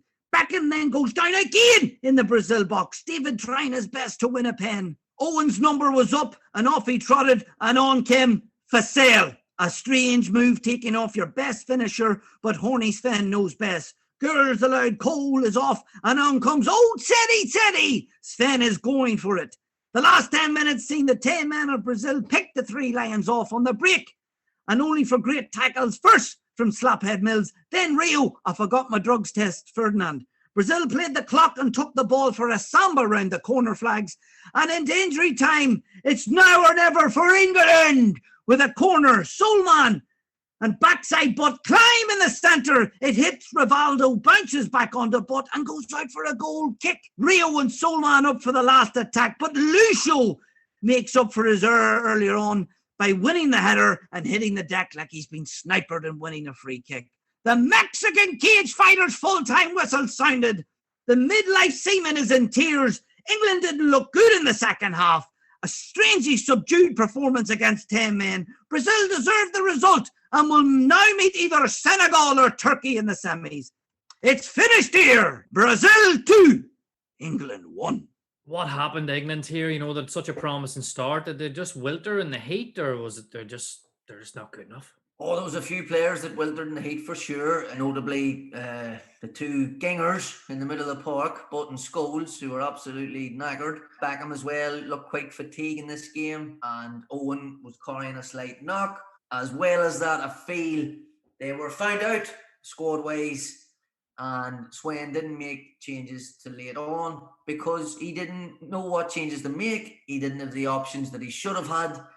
And yeah, I just think overall England were found out against a very good Brazil team who looked as comfortable with 10 men as they did 11. Do you think those players were there for Sven? He just didn't pick them? Yeah, I believe, well, we've already discussed McManaman. I Yeah. also feel that outside Michael Owen, Andy Cole was the best striker. Oh, like a channel runner like Owen, and Cole wasn't brought. He plucked for Darius Vassell instead of him, which is bizarre when you look back. Again, Cole was part of the last qualifying match. He just didn't pick the right squad, really, and you can see that when they go 2-1 down against 10 men, you've got literally nothing to lose. The worst that can happen here is you're going to go out of the World Cup. Didn't have the minerals, as the matchman says, and I think he brought on Robbie Fowler late on, but too little too late, and Brazil deservedly went through. Their system didn't change, when they went a man down. They just played with the two up. Yeah. It didn't really, and Instead of three. One or two, you have Rivaldo and Ronaldo, so you're all right. Yeah. Dan, you've got a bit of a theory about Beckham cowering out of a tackle here in this game? Yes, the evidence is there on Becks. It's close to half time when Rivaldo equalises, and it's much talked about, or was much talked about within the English media, that Beckham jumped out of a tackle on the halfway line. Now, I know, of course, there's another phase of play here, but if he goes into that tackle, the ball goes out of play, and it's 1-0 England at half time. These small things, yeah, you can look back on, and I'm sure Beckham would never admit to jumping out of a tackle because he wasn't afraid of a tackle for sure. But he might have just been protecting the wee foot there a little bit. The wee metatarsal? Definitely think so. And he was struggling. It might have been a game too much for him at that time after his injury and rushing back. They had a heavy group stage as well, England. I do feel Swen didn't manage the squad in the way that he should have. Ian Joe with the cross. Oh, yes! And it's the man who missed the penalty who scores the winner. What a story! And John Juan has put Korea into the quarterfinals. They have matched North Korea, who were the first side from Asia to reach the quarterfinals. The Italians are out. Maldini cannot believe it. Matchman, South Korea and Japan were obviously the hosts for this brilliant World Cup tournament that we've been reviewing so far. And the hosts in general do quite well. France had won it 4 years previously. The US did quite well in '94. But how did the two Asian sides, Japan and South Korea, fare? Yes, what a World Cup we were treated to out in Japan and South Korea. Yes, we had to watch most games in the morning time, sinking pints of tea rather than pints of beer or the black stuff. But the hosts delivered a great World Cup, and they also fared very credible as both hosts won their respective groups, Japan finally bowing out at the last 16 stage, while South Korea, be it Portugal, Italy and Spain, on a controversial quest to the semi-final stage. I'll touch on that in a moment. Let me take you back to where the controversy started. South Korea and Japan were selected as hosts by FIFA in 1996. Initially, South Korea, Japan and Mexico presented 3 rival bids. Mexico were a long shot. Japan and South Korea were finally faced with the choice of having no World Cup or a shared World Cup, and they reluctantly chose to go along with co-hosting. FIFA was also interested in staging some matches in North Korea, but it was ruled out. Group H saw co-host Japan under the leadership of Felipe Trozier, a man who before took the Japan job managed Ivory Coast, Nigeria and South Africa, and even the Kaiser Chiefs. Well, he predicted a riot. Japan scored off against Belgium, Russia and Tunisia. Japan earned their first World Cup points in a 2-2 draw against Belgium, and Japan will get their first ever World Cup victory a few days later in Yokohama, defeating Russia 1-0 through a second half goal by Imamoto, the ex-Arsenal and Fulham player. And they would finish up their group with a 2-0 win over Tunisia. One of the goals scored by Nakata, a familiar name in the early noughties in Serie A, and even had a spell at Bolton under Big Sam. They were given a favourable group, but they topped it with 7 points. But the journey ended in the last 16 as Turkey, with Baştürk pulling the strings, beat Japan 1-0, as they couldn't find a way past the war paint wearing Rushdu in the Turkish goals. Still, a very respectful tournament where they got further than Argentina, France, Portugal, and even my beloved Croatia. Now then, South Korea. Group D saw them drawn alongside Poland, USA and Portugal. And South Korea started the group playing under the guidance of crazy Dutch coach Gus Hiddink, playing a high press, and his players were full of beans as they never bloody stopped. Just look at Park Ji-sung. He's a hungry little fighter. He's fighting for a sandwich. Cheered on by the home support, against Poland, they earned their first World Cup victory after the 15th time of trying. They won 2-0 thanks to goals from Hong and Young Sang-chal, beating Jerzy Dudek twice. In their final group game, South Korea eliminated Portugal thanks to a lovely Park Ji-sung effort where he chest-controlled a cross, dinked the ball past Sergio Conceição and volleyed through the legs of the Portuguese keeper. The game finished 1-0 to South Korea, but there was question marks over Portugal's two players that were sent off.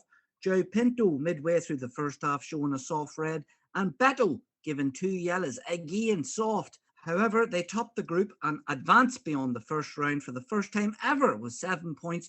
South Korea's last 16 tie against a well-stacked Italy side probably saw one of the most controversial matches of World Cup history, mainly down to Ecuador referee Byron Moreno. It only took 3 minutes for the controversy to start. South Korea were awarded a penalty after Sol Ki-hyung went down in the box as a result of some kind of contact. Bemused Mucci Panucci, Buffon the Great saved the resulting penalty, some sort of justice for the Italians. Then there was 3 separate instances where players throwing elbows. First up, big Christian Vieri, all elbows, no booking.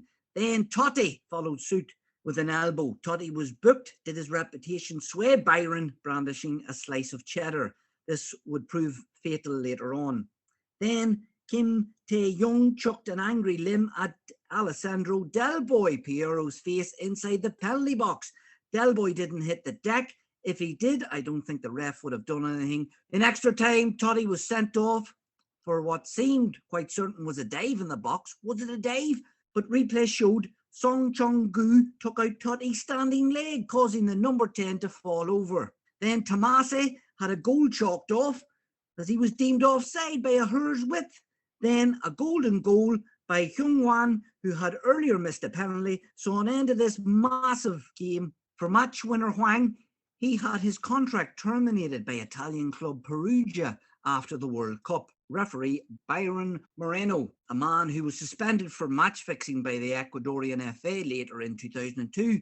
And in 2010, he was caught smuggling 6 kilos of heroin through JFK Airport in his pants. The game resulted in 400,000 complaints. South Korea then went on to play Spain in the quarterfinals, which featured 2 goals controversy disallowed for the Spaniards, which Ivan Higuera referred to as a robbery and led to the Spanish press brandishing the officials thieves of dreams, though FIFA dismissed this and went down as human error. South Korea won the game on the lottery of penalties, but their dream ended in the semi-final as the Germans, with no suspect refereeing calls, would stop them. Dan, does it surprise you that the referee who took charge of this Italy game ends up getting banned for match fixing in Ecuador, and then subsequently years later is arrested with 6 kilos of heroin down his underpants in JFK Airport? It does not surprise me.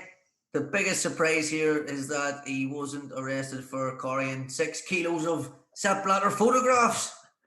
That's what I think. Now let's not take away from South Korea because they played some great stuff, right? So before we sort of delve into the conspiracy side of it, let's talk a wee bit about South Korea. And Gus Hiddink, one of your Dutch lovers. How did he set them up and how did they manage to get so far in the tournament? He set them up in a very attacking style, an aggressive style for, a team, that didn't have big physical players, but what he set up was a 3-4-3 with a really, really high intensity press. That was the system he used. He decided, look, I don't have physical players. I don't have, they weren't even that tall at the back, but what I do have is very fit players, very technical players, team runners, a couple of players, really real skill about them, like Park Ji-sung, who he would later take the PSV Eindhoven. South Korea in a World Cup semi-final. Best of luck to them, and they were unlucky in their semi-final as well. You say best of luck there, but if you were that Italian side, would you feel a little bit hard done by? Oh, would be absolutely fuming if it was. Certainly the Italians. I think Spain just performed poorly in the quarterfinals. I know the 2 goals disallowed, but they didn't really play well in the day. Italy did play well. Italy were robbed, really. There's no point saying it otherwise. You know, I've watched the documentary piece on it. I've watched the highlights of the match. I've read various articles, and they were. I know it's funny saying Italy were robbed, but they really were. Like, the two major ones are Totti gets sent off when he's for diving when he clearly is. There's contact, and the second one is Tomasi is clearly onside and scores. And the goal is disallowed. Why people think it's a conspiracy. This is the first World Cup that's held in Asia.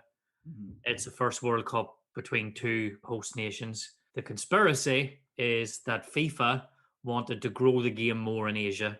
And the way to do that was to get Japan out of the group and to get South Korea as far as possible. What do you make of that? Oh, I probably can't believe it. Knowing what we know now. Well, yes. Dan, what's your view? Is it a FIFA conspiracy, or was it just really bad refereeing decisions that seemed to go Korea's way? Well, there's two sides of it. I like to believe in the conspiracies, so I'm going to stick with that. Overall as well, the trouble sometimes with World Cups is with each nation having representatives in the officiating, is that you will get very poor referees. So he probably had no business refereeing that game, refereeing the caliber of the players on show, refereeing a knockout fixture at the World Cup. Gilberto Silva to Ronaldo. Ronaldo for Brazil. Oh, what do you say about that? Extraordinary. 49 minutes gone. Every World Cup needs a hero, and Ronaldo is one here. His sixth goal in the tournament. And even Rusto could do nothing about that. Okay, lads, so now we move on to the World Cup final. A final that, in my opinion, was only ever about one man. In Saitama, during the summer of 2002, a busload of Japanese commuters on their way home from work found themselves suddenly overwhelmed by a gang of exuberant Brazilians who jumped aboard armed with ukuleles, drums, and an outpouring of joyous song. The centerpiece of this bouncing crew was a huge, cheerful man in a homemade drag costume. His spectacularly garish makeup was smudged in all the elated excitement. His wig was all over the shop. His fake cleavage hoiked at a very, very odd angle. He was dressed as Ronaldo's nurse. He had scrawled the words over his outfit in case anybody needed clarification about his first outing in drag. Ronaldo's nurse explained that he felt obliged to ensure the nation's great hope will be just fine. Anything to bring luck and protection to a mesmerising yet vulnerable talent was worth trying. The bus made its raucous way back into the town at the end of Brazil's victorious World Cup semi-final against Turkey. Ronaldo was the match winner, dominant throughout the game, and the final whistle inspired fans behind the goal to hoist huge white letters to spell out his name, Hollywood style. This was a sentimental story that demanded the works. To take Brazil into the final, to grab another shot, to give himself and his country the chance to make some kind of peace after the shattering drama of France 98 was everything. The nightmare is over, Ronaldo said. Well, nearly. Just one more hurdle to go. As if 4 years of questions, conspiracy theories, inquiries and doubts were not enough, Ronaldo went on to rupture the cruciate ligament in his right knee before the World Cup 2002. He missed the qualification campaign as he rehabilitated. That explains why Ronaldo's nurse on the bus felt such a strong sense of duty to send protective and positive vibes. Ronaldo's capacity to return to peak form and to deal with the attention remained delicate subjects. Slightly heavier than before, with a monkish haircut, and carrying all that baggage and attention, he set about his business at World Cup 2002, racking up goals, 6 of them, before the final. Here is what the great man had to say himself about that semi-final goal and how he felt going into the final.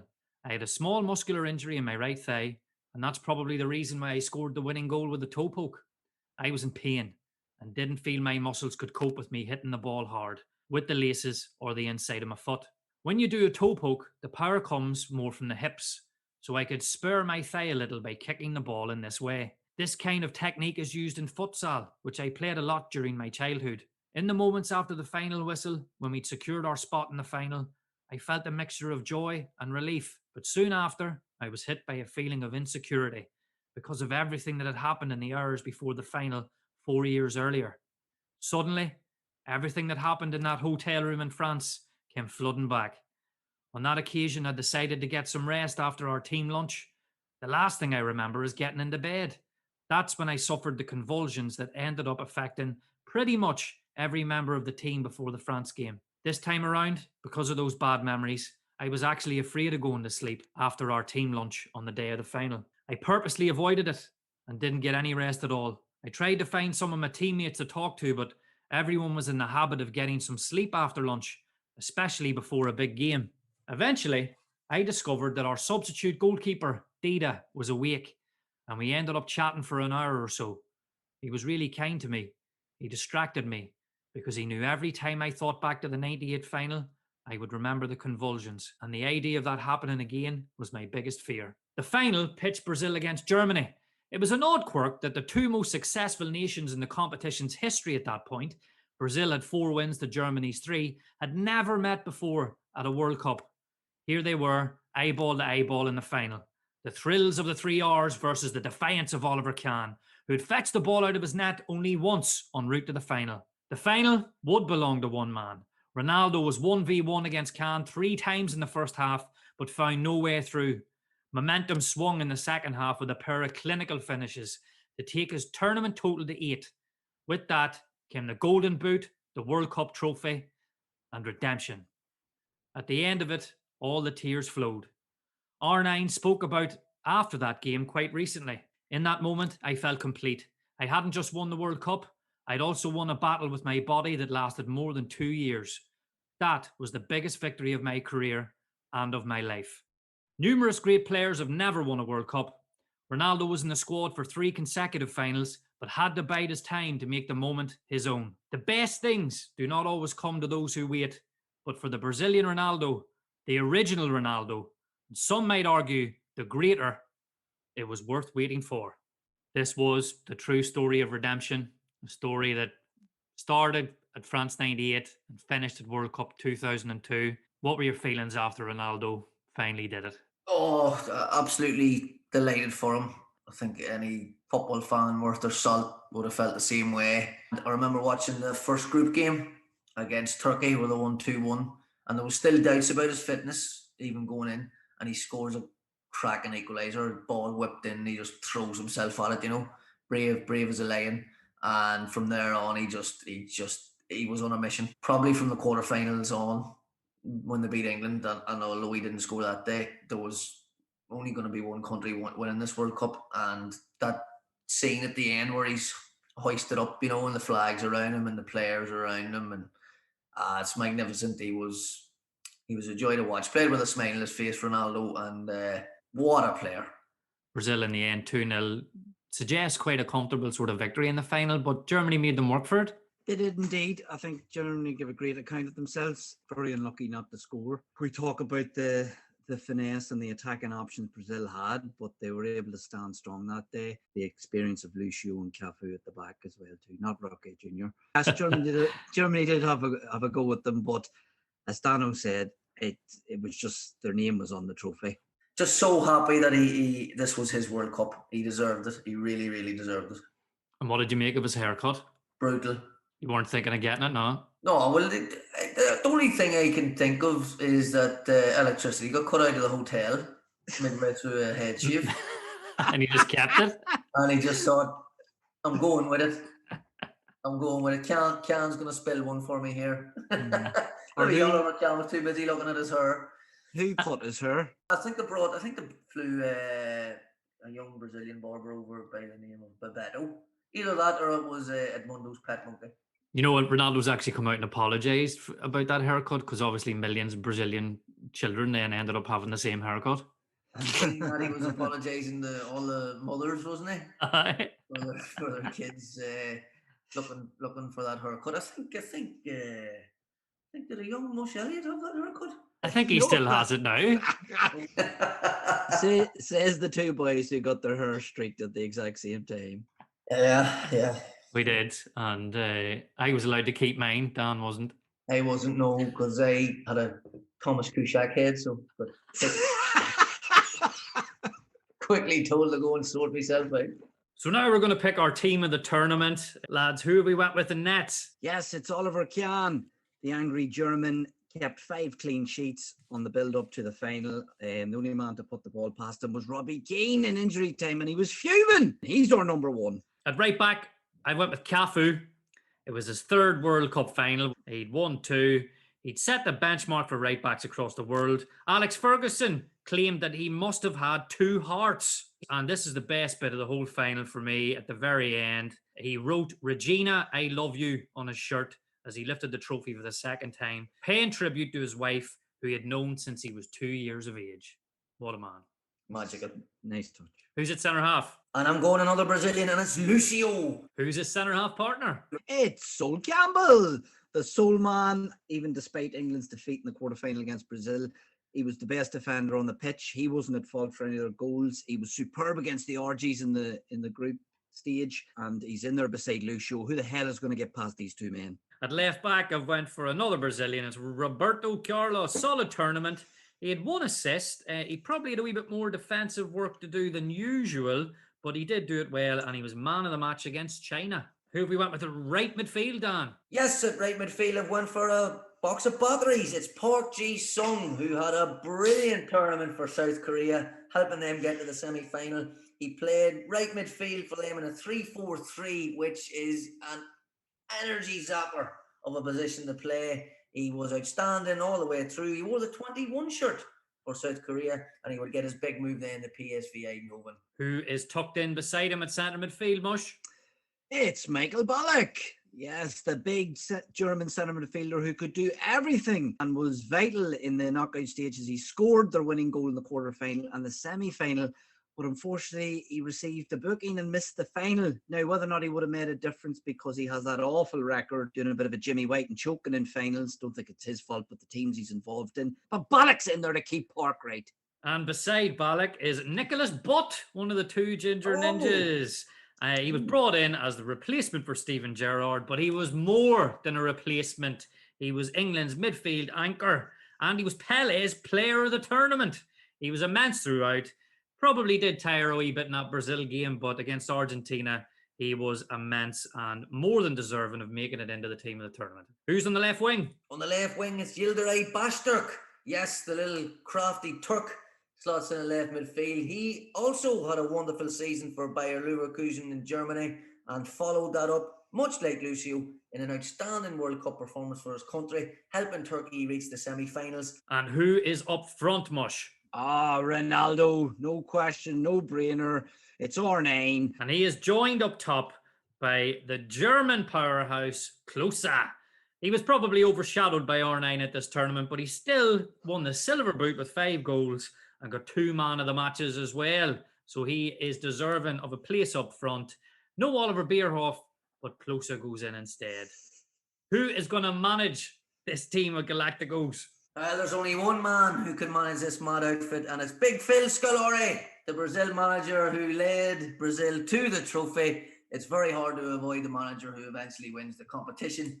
So Big Phil Scolari, an easy option, and I think he'd do a good job with this outfit.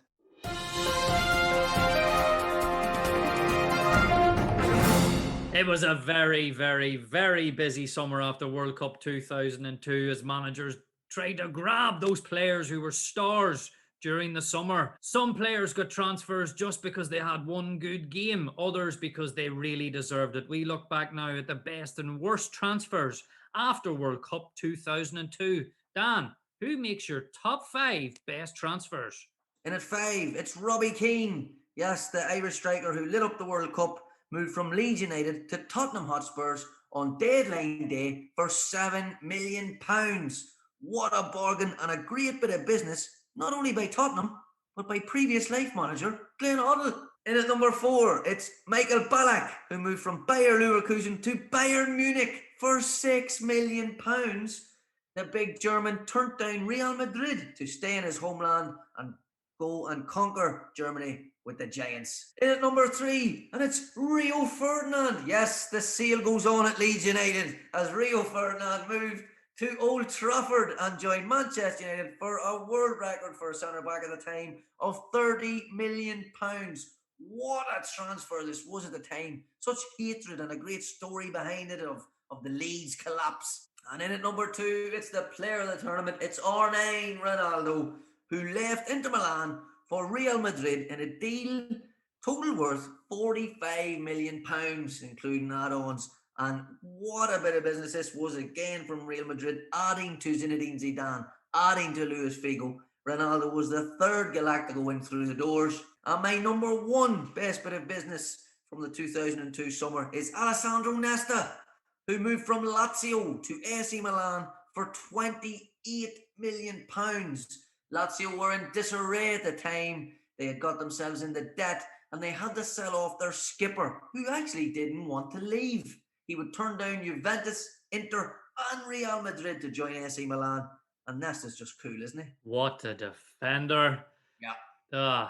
Yeah, outstanding. Matchman, who makes your worst bits of business? In at number 5 is Roberto Acuna from Real Zaragoza to Deportivo La Coruña for €11 million. His nickname was El Toro, which stands for Bull, and this was clear at the 2002 World Cup when the Paraguay international elbowed Michael Ballack in the face and was sent for an early bath. Despite that, Deportivo signed the pelter from Paraguay to give them strength in more ways than one to their squad, which was in the Champions League. However, El Toro's time at Deportivo was non-existent. He first had to serve a 5-match suspension for actions in a previous life at Zaragoza the previous season, and 14 appearances in 4 seasons where he was loaned out twice. He never could fight his way into the team, maybe because he was fighting management. He did earn 100 caps for his country, and at the age of 43, he helped Deportivo Rocota in his home country gain promotion to the Paraguay 2nd Division. Number 4, it's Martin Luersen to AC Milan for €9.9 million from Verona and Parma, as he was co-owned. Yes, Championship managers will understand the co-owned transfer policy. Nothing more frustrating trying to buy a player from Serie A side in the noughties in Chapman than finding out he was co-owned, meaning you'd have to place 2 bids on a player. Larsson was at loan at SE for the 01-02 season, and his impressive spells at the World Cup for Denmark, they signed him permanently. SE also purchased a certain Nesta that summer, and it was game over for Larsson. He only notched up 20 appearances in 2 seasons, and he wasn't in the Milan squad that won the Champions League final that season. The summer of 04, Aston Villa came in and signed him, where he would become a Villa cult hero. Number 3, it's Hugo Viana to Newcastle United from Sporting for £8.5 million. The great Sir Bobby Robson must have had contacts, and he got told this lad's a player. Well, Hugo had just won the Young European Player of the Year after his debut season, and he'd also won the Portuguese League title, so everything looked good. Well, an unassuming spell at the Magpies for Hugo. He couldn't find any sort of form, and even was mentored by the late great Gary Speed. 39 appearances in 2 years. He was loaned back to Sporting, where he rekindled his form, and then Valencia required his services. Number 2, it's Francesco Cocu from AC Milan to Inter Milan. No fee involved. It was a straight swap where AC Milan got the services of a certain Clarence Seedorf. I think we know, listeners, who got the better deal. He played at the World Cup and was regarded to be the next best left back in the country behind Maldini. His time at Inter was blighted by injuries, and he only made 26 appearances in 5 years. Though he's publicly stated Inter forced him to undergo back surgery, and in the end he had to recover for 2 years. He was released in 2007, and then he got a trial at Man City, where he showed up to the training ground smoking a cigar. Dan, you know a few boys have showed up to training smoking cigars. I know plenty, and Francesco Coco's another one. Well, you'd have been better off with a box of Coco Pops playing at left back than him, because he was cat man do. And number 1, it's El Hadj Diouf from Lens to Liverpool for £13.5 million. I've already covered this tramp in my Madman of the Week piece a few issues back. If you haven't listened to it already, it's still available. Wink, wink. 79 appearances in 2 years, where he notched a great return of 6 goals, and only 3 of those in the Premiership. While at Liverpool, he was a real bad egg on and off the pitch, spitting on fans, disrespecting everybody, even his teammates. he was shipped out to Bolton, where even Big Sam couldn't change Geoff's ways. As Neil Warnock said, sewer rat, but that would be giving sewer rats a bad name. I've no more to say on this player. That's it. I'm done. You anything more to say about this sewer rat, Dan? I have plenty to say about the deal, because Liverpool had Nicolas Anelka on loan during the 01-02 season, had the option to sign him permanently, and Gerard Houllier decides to buy himself a bag of weed and go and buy juice.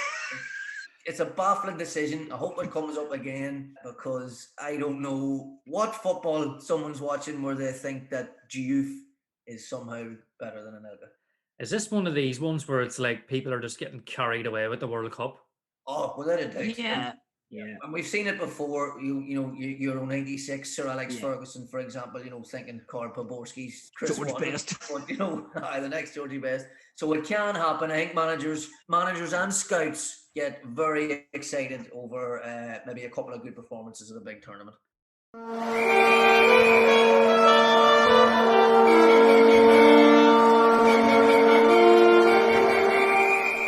So now it's time to pick the managers in our Simpsons 11. We covered the 11 players in last week's pod, but now we need a manager or managers, depending on what mush the matchman has went with. Dan did float the option of Roy Evans, Gerard Houllier partnership. Matchman, who have you went with? Yes, so the 11 men have been assembled, but who the hell is going to be in charge of keeping these players in check and getting the best out of them? The manager I had in mind actually was a coach at the 2002 World Cup and has great man management skills. Is Giovanni Trapattoni, who looks a lot like Don DiMaggio in The Simpsons, who is Fat Tony's boss and appears in the episode when Krusty owes money to Fat Tony. And of course, Homer is involved as he's enrolled at Krusty's Clown College. But I'm feeling Trapattoni needs some assistance in handling these Wildcats. So I've enlisted a number 2, a co-manager, a very experienced coach, Felix Magath, who is the dead ringer for Hans Moleman, which will come in handy as Moleman once got hit in the groin with a football. What do you think would happen if Trapattoni was made a flat, flavourless Manhattan? Would there be a kiss of death involved? I think if he went home that night, there may be a horse's head in the bed. Brilliant, lads. So we've got 2 managers now managing the Simpsons 11. The team is complete. Dan, are you happy with the final choices? I'm delighted with the final choices because, just looking at our 11, I feel a second manager was needed, particularly to keep an eye on Kearney and Freddie Quimby, who is a violent man, as we've seen. He attacks waiters. So I feel the matchman has made a shrewd decision bringing in Hans Moleman to assist. Unfortunately, that's it for our World Cup review, and it's also it for the series, lads. It's been emotional. It's been a roller coaster. We've went through some unbelievable football moments. Dan, how do you feel now that we've come to the end of season 1? It's always sad to come towards the end of the season, particularly our first one. Big thank you to all our listeners who keeps the whole thing going, really keeps us enthusiastic. While it's nice to have a break, very much looking forward to season 2. Absolutely. Mush, how do you feel about the end of season 1 and going into season 2? I'm happy. I've really enjoyed these last few weeks, definitely doing the research and being able to just, roll back the years with 2 very close friends and aim to put a smile on people's faces that are listening and try and make them laugh. Really enjoyed it, and we'll be back, listeners. So be ready. Yes, we will absolutely be back. We are going to release season 2 sometime around the summer, but we're still here. If you want to send in your football stories or matches that you want covered, then you can do that at jumperspodcast@gmail.com. And of course, we've got our Facebook and Twitter pages as well. So please keep in touch, and we'll look forward to season 2 with Stephen, Dan, and Mush the Matchman. So thanks from all of us, folks, and it's good night from me, and it's good night from Dan. Say good night, Dan. Good night, Dan. And it's good night from Mush the Matchman. Say good night, Mush. Good night, Mush. See you soon.